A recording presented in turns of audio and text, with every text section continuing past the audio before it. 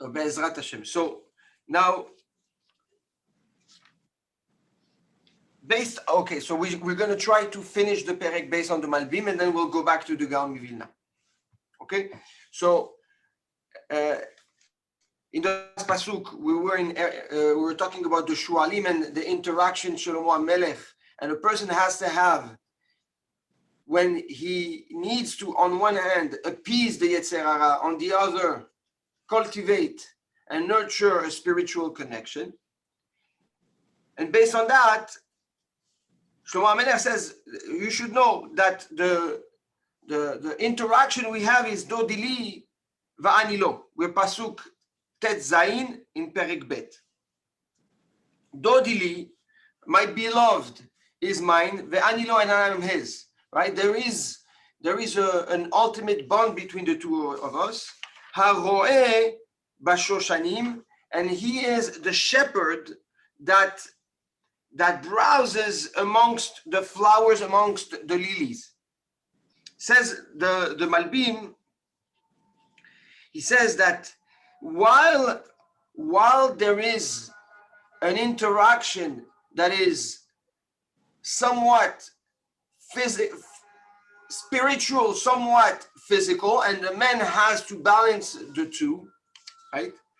There is something very interesting that happens, is that if you think about it, and Shlomo HaMelech discusses it at length in Mishlei, the nature of the body, okay, is extremely sensitive, right? The littlest change has a tremendous impact on the body.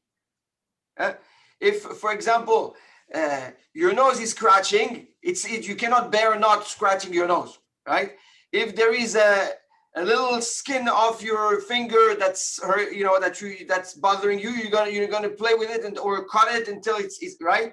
If there's a part of the body that's hurting a little bit, if there's a toothache, right, an earache, it can create a tremendous physical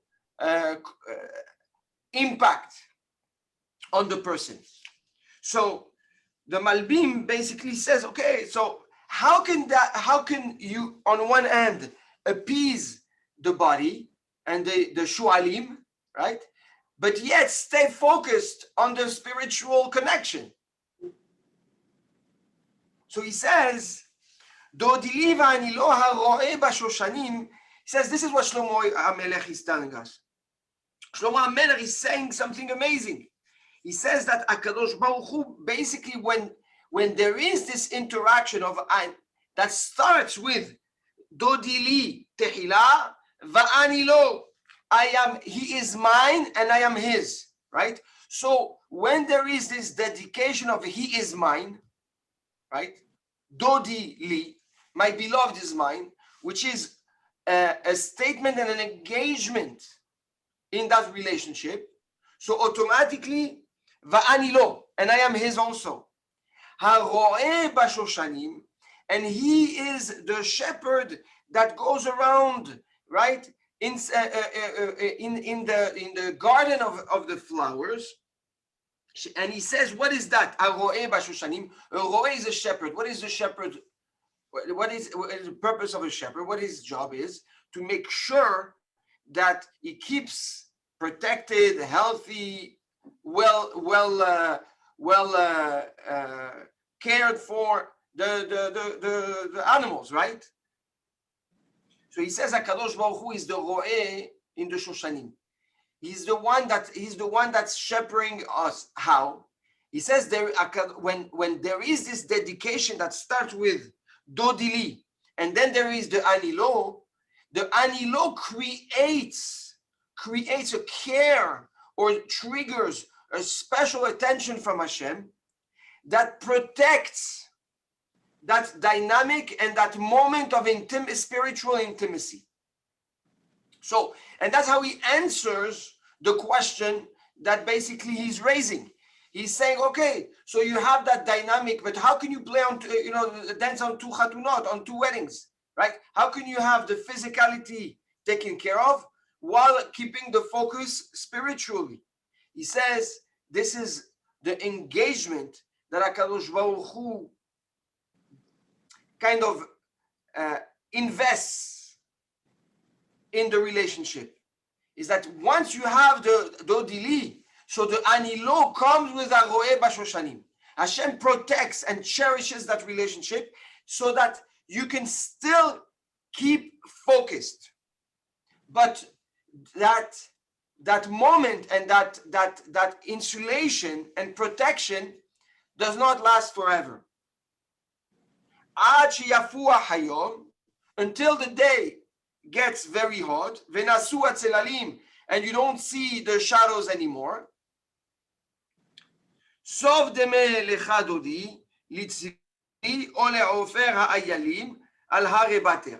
He says, my beloved, right? So he turns, and he turns back like the tzvi, right? We said that the tzvi, we know how he goes and he turns his back to look.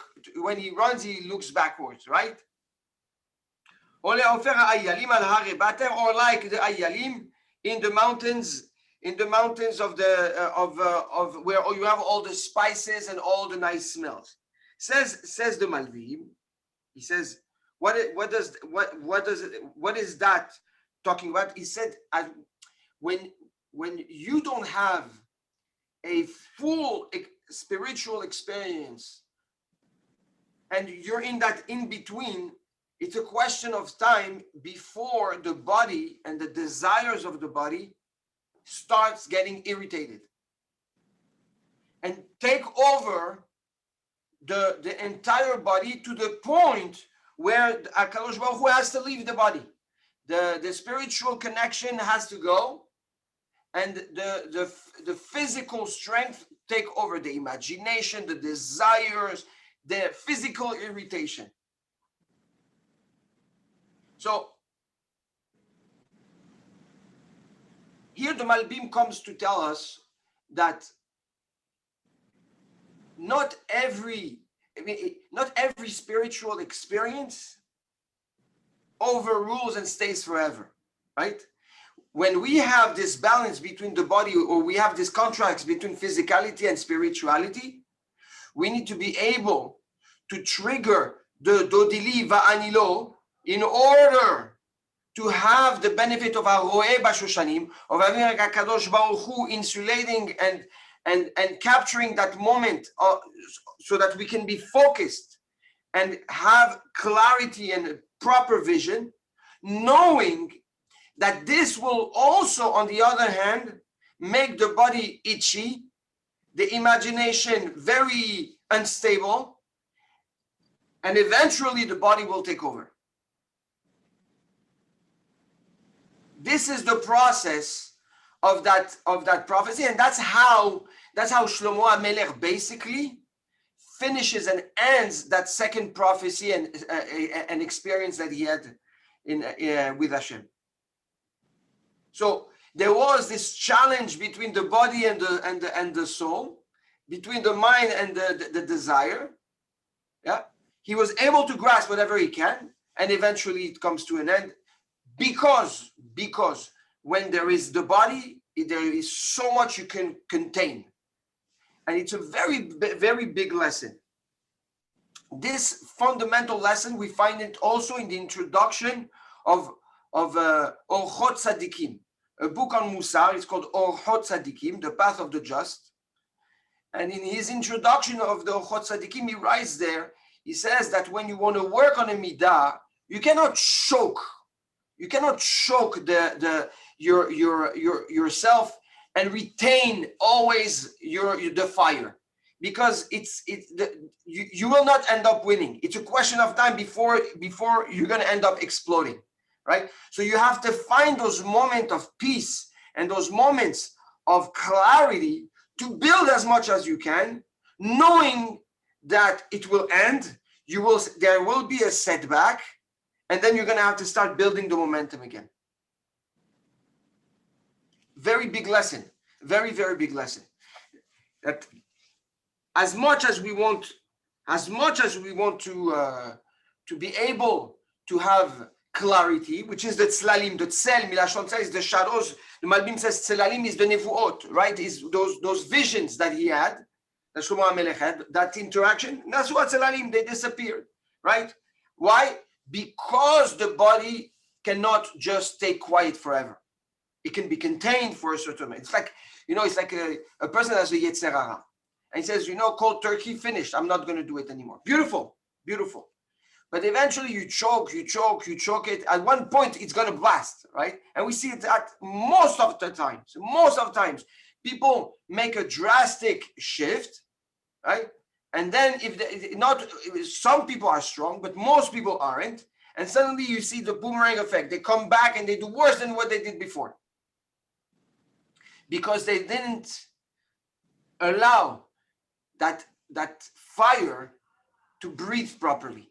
You need to be able to build the momentum, benefit from the clarity and from the nevuah, but be aware. Shlomo HaMelech himself says it.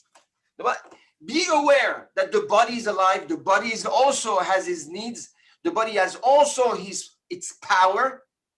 And eventually, if you contain it and you choke it too much, it's gonna implode. And when that happens, the spiritual connection leaves. Good?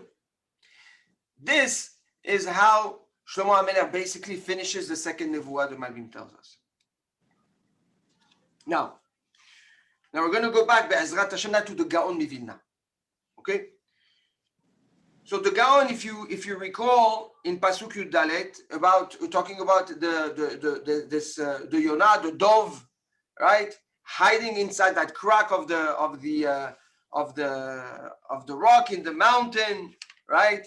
And we're asking her to get out, to reveal your potential, your actions, the mitzvot versus the Torah, right? What we hear versus what we see, the action mitzvot aseh versus the limud Torah. He says, "Echezu lanu shualim." He says that there is, says the Gaon Mivilna, we need to know, what does it mean, lanu? Who's lanu? Echezu lanu shualim. The shualim, the foxes, caught us, right? Who's us? Who's us? So says the Gaon, this is referring to HaKadosh Baruch Hu and to the person himself.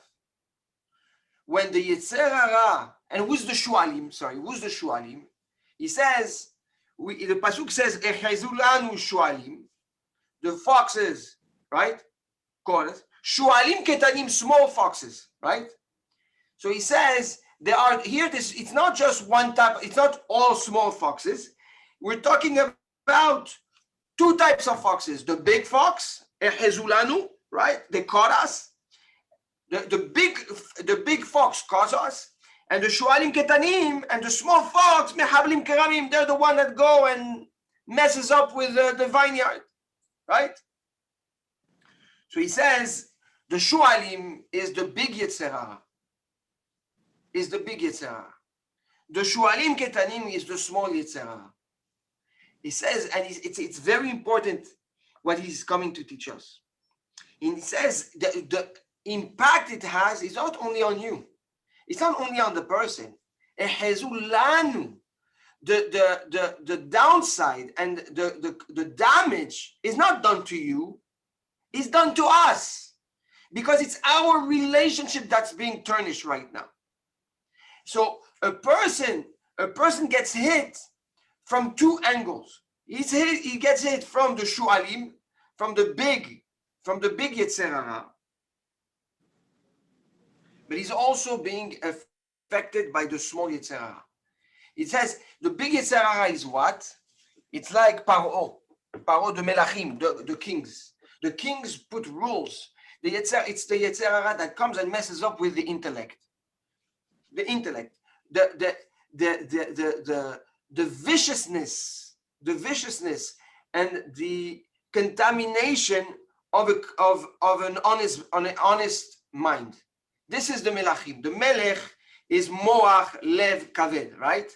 the brain, the lev, the heart, and the kaved is the liver. It's what we have to control. The melech, the melachim, is people that have their mind controlling their life and their instincts. He says the big Yetzer Hara, the big shual, the big fox, right, is the fox that sits in the brain of the person. Is this ability to twist the mind to make yourself rationalize and understand something in a way that is not right, that is not straight, that is not pure. This is the big Yetzer Hara. He says this is the melech, this is the big shual, the big fox. And that this is exactly what we learned with the Rambam last night. It's diving into it, yes. Now it's the Rambam last night. We discussed about the direction that a person take and the benefit building off, right, the good midot versus thinking that we know exactly, that we know that we know everything, and that in front of the fool the path is always straight, right? Shlomo HaMelech says the fool thinks his path is always right. He doesn't need to ask anyone. How does he think that? That's exactly it. Because he has the melech, he has the big shual, the big fox that sits in his brain that knows how to create a straight path that is really akum, that is really crooked. And this is the big shual. This is the biggest fox.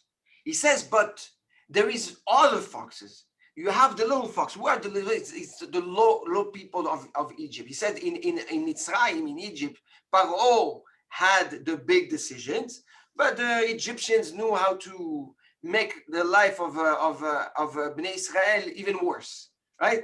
It's all those little challenges, all those vicious, those vices that a person have, those midot, those bad traits that enhance the challenges of honesty and being a good person in the life of a person.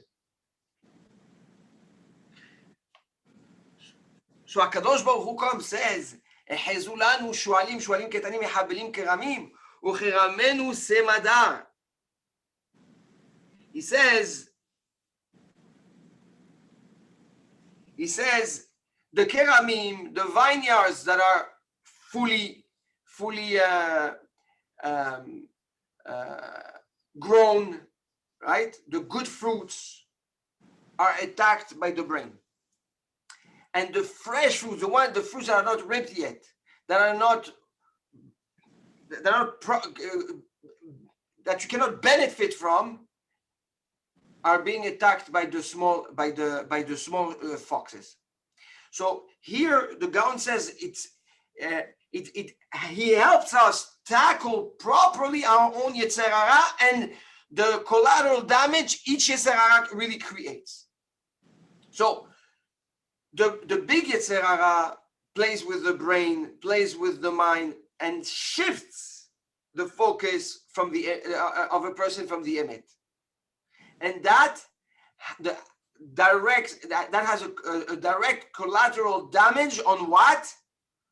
On all the efforts a person has put into something.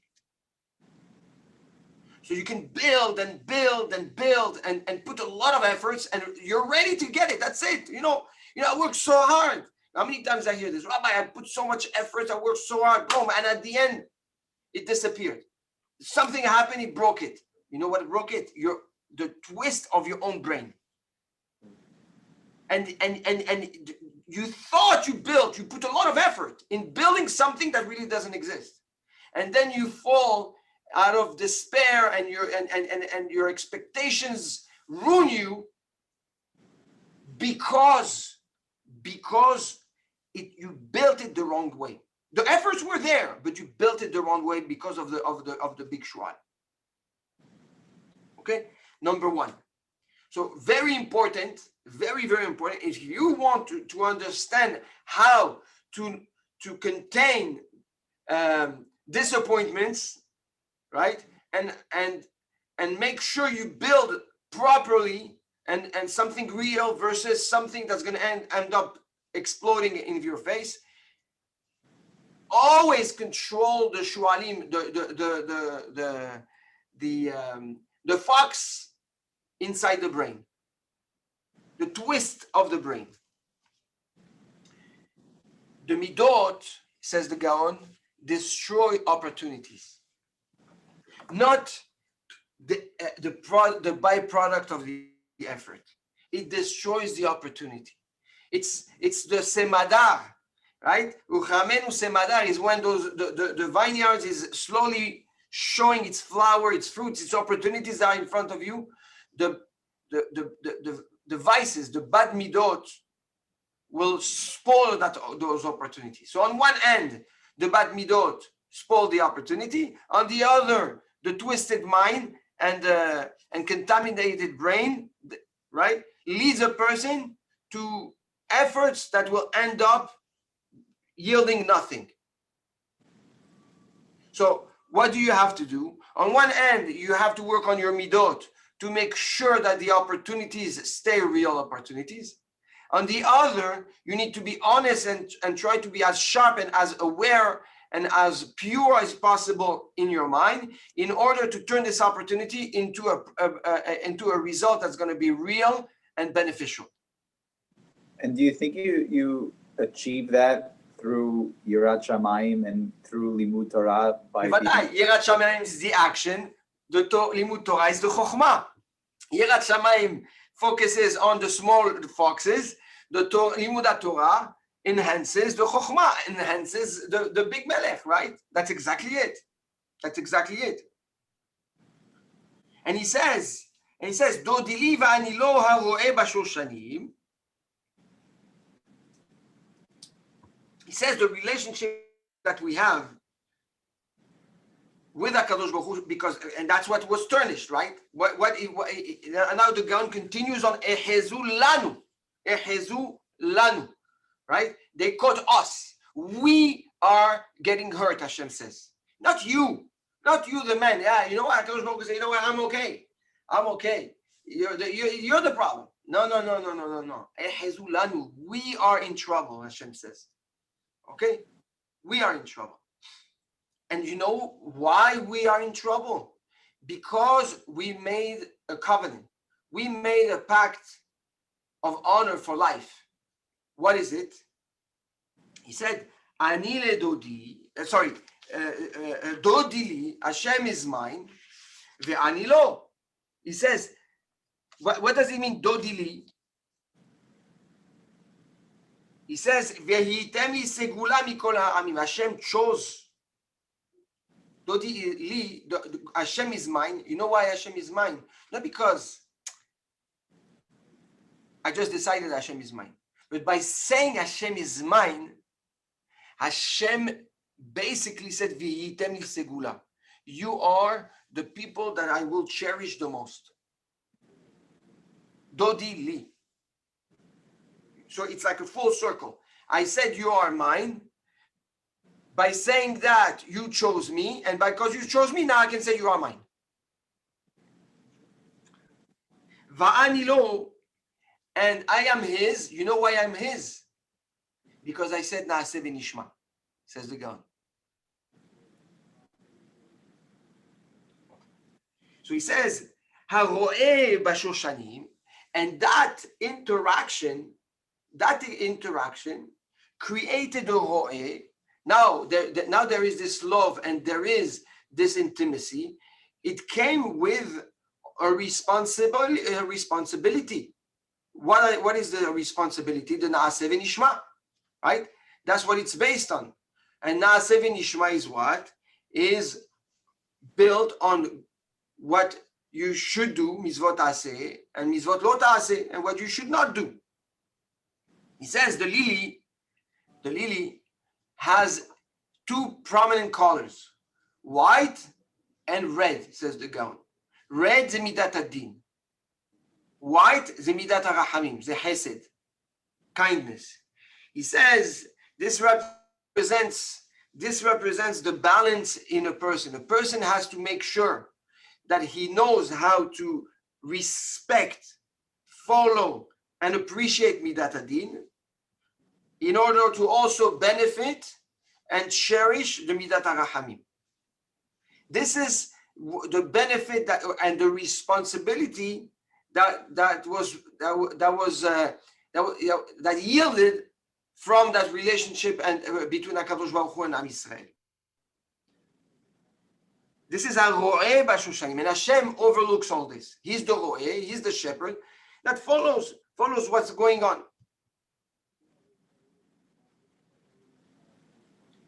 However, until the Yetzer Hara takes over, until the time where we get confused and we fall. Yeah. Okay. So we have a partnership. The partnership is built now on rules and regulations and love, right? Always. You build a partnership. You don't just say, okay, we're partners and Hashem Ya'azor. No. We need rules, regulations, responsibilities, what we're allowed to do, we're not allowed to do. What is the purpose of that partnership? And we need to follow guidelines. If Chaz v'Shalom, we break the guidelines, we break the trust. So it's a responsibility to create a partnership. As much as we love each other, it's a very big responsibility because it comes with bylaws, right? With a protocol. But what manase, until the day the Yetzer Hara gets so strong that we get confused. He says this refers to Chet HaEgel, the sin of the golden calf. Venasu atzelalim. And the tzlalim, the protection of HaKadosh Baruch Hu goes away. He says that Venasu atzelalim, it's referring to the Ananei Kavod. This protection HaKadosh Baruch Hu put around Am Yisrael. He says this is the first loss a person has when he breaks the relationship, the trust in the relationship with Hashem.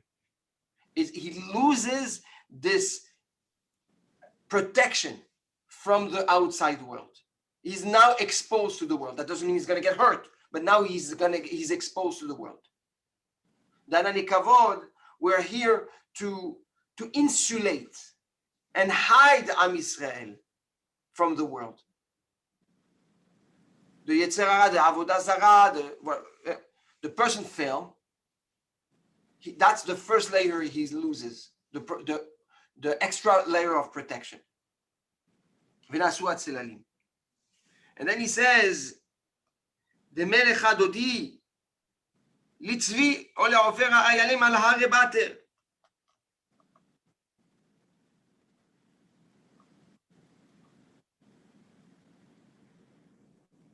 So we tell HaKadosh Baruch Hu, Am Yisrael tell HaKadosh Baruch Hu, look, we love each other. I failed. Now you have to turn your face. You cannot hold on to who I am to give me some benefits. I don't deserve it. I failed. I failed our partnership. So what can I ask you to hold on to in order to protect me? He says, go back. Be like the Tzvi. Turn your head and look back. Look back. What does that mean, look back? Go back to the Zechut Avot. If you don't do it, if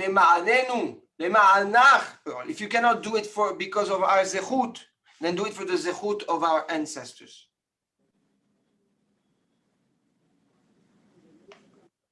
And this is Al Har Bater Zeben Ben Abetarim, which is the pact that Hashem did with Avraham Avinu. So the Gaon Mivilna is basically saying that when a person is challenged by the big fox, the small fox, the outcome is that eventually he's going to end up falling. You know why? and losing, because the covenant, because the relationship is built on a protocol and a mutual responsibility and engagement. So, Lecha Orash, what can we do? Okay, we failed. Ma la'asot. We tell HaKadosh Baruch Hu, look, don't stop or don't judge me or don't let me leave me hanging like this. Open to damages, open to attack. Please look at the Zechut Avot. Look out the hierarchy and the legacy that has been kept and protected for all those years. Here, indirectly, the Gaon comes and teaches us something amazing. He's coming to tell us that our actions may lead to failure because of those types of shualim, or the big one or the small one. And the outcome is what? We lose the protection of Hashem. However, if we cherish the legacy that we've been taught, if we cherish and we keep the values and the midot and the direction we were taught from our ancestors, we have a say to rejuvenate, not because of us, but because of that bond Hashem has with our Avot HaKadoshim. We can rejuvenate that level of security. So it's like the like the safety wheel.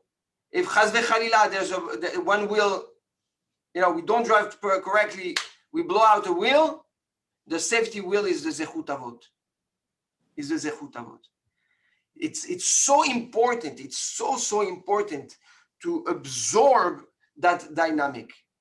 So on one hand, we have to make sure to work on our midot. We have to make sure to work on the purity of the brain and the straightness of the brain.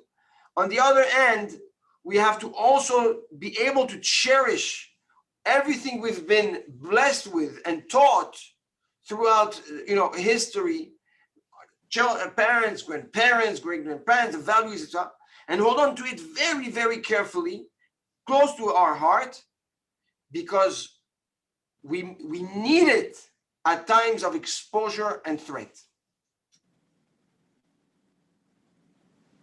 How do we trigger the Zechut Avot? You can only request Hashem to use that and to look at it if you cherish it and you hold it yourself.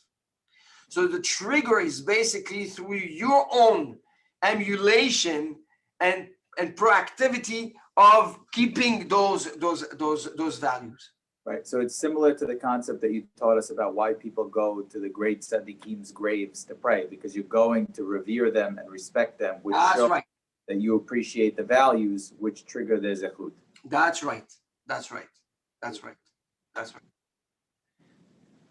And this is Chachamim said, "Le'olam yu enecha morecha." Your eyes should always see, have in front of you. You should always look at your more, at your Rav. Meaning, his image should always be in front of you. And we learned that from Yosef HaTzadik, right? When he wanted to fail, he had he saw the face of his father in front of him. What is that? This is when you cherish a dmut, a personality, someone that you value, that you respect, that you cherish, that you appreciate, that you look up to so much. When at times of failure, at times of challenges, the face will come in front of you. You cannot say, what, how can I fail this person? I love him so much, he loved me so much, he cared for me, he built me. How can I fail that person now? How can I tarnish the name? How can I, you know what I'm saying? I do. This is exactly what, this is the safety tire in case of Chaz v'Chalila, exposure due to our failure of respecting the protocol of the covenant.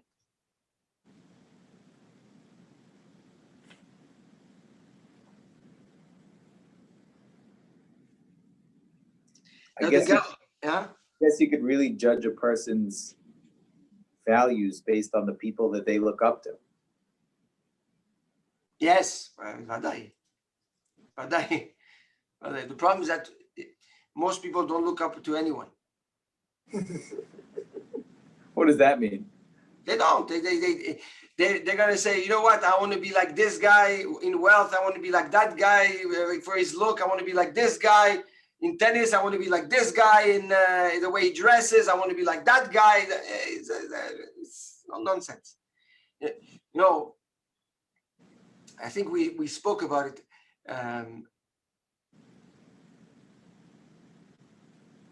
There is, you heard of the Rav Chaim of Brisk? Yes. Okay. He had a student called Rav Baruch Ber Leibovich.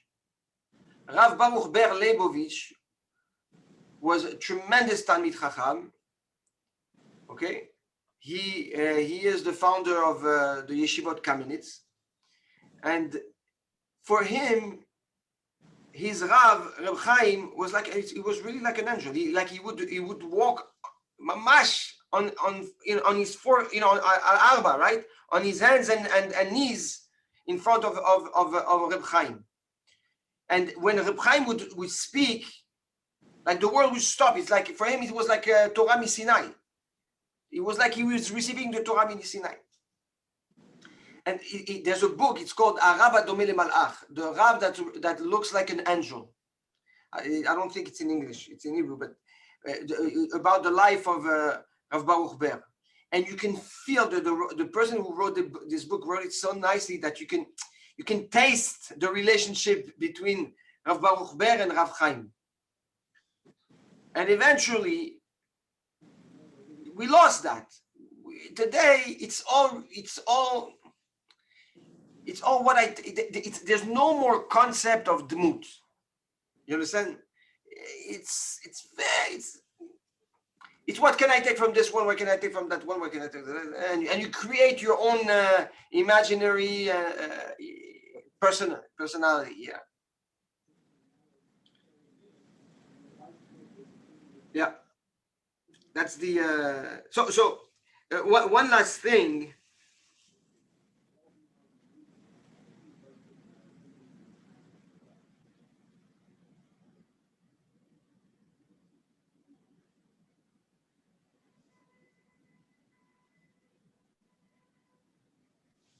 The Gaon says, going back to our request to HaKadosh Baruch Hu to go and evoke the merit of our ancestors. He says, you have to go back. You have to go back, right? He says, go back to the mountains and go find Avraham Avinu. Go back to the big, big mountains in our families, right? In our hierarchy.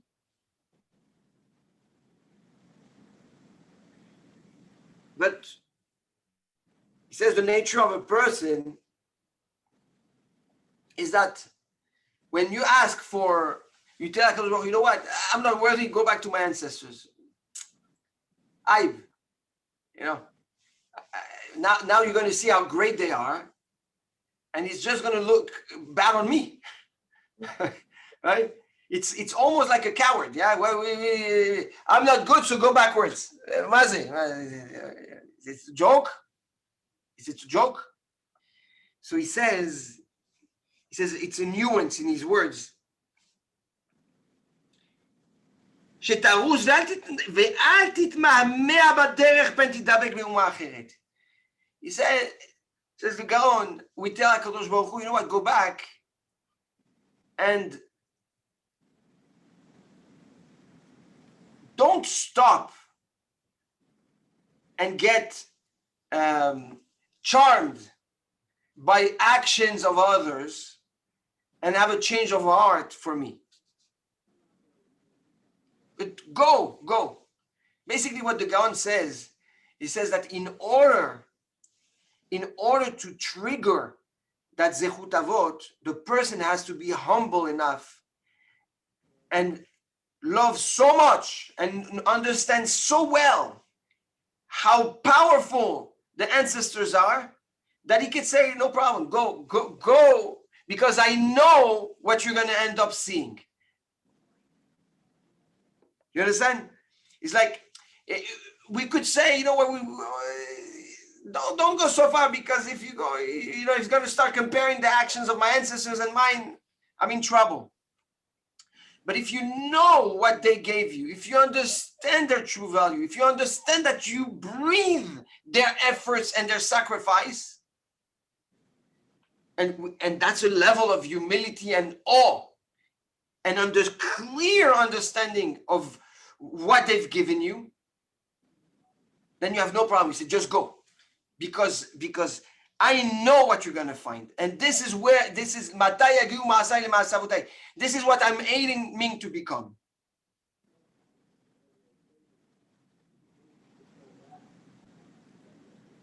That's where it has to come from.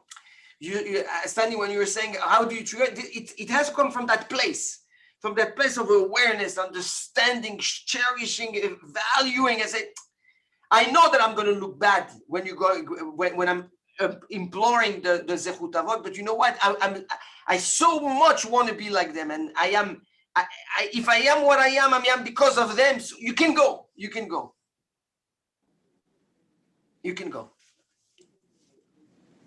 And Baruch Hashem, with this, it's tremendous. With this, Baruch Hashem, we finish the second perek. בשעה טובה ומוצלחת. Thank you. With pleasure, tzaddikim, with pleasure. Love you. Have a great day.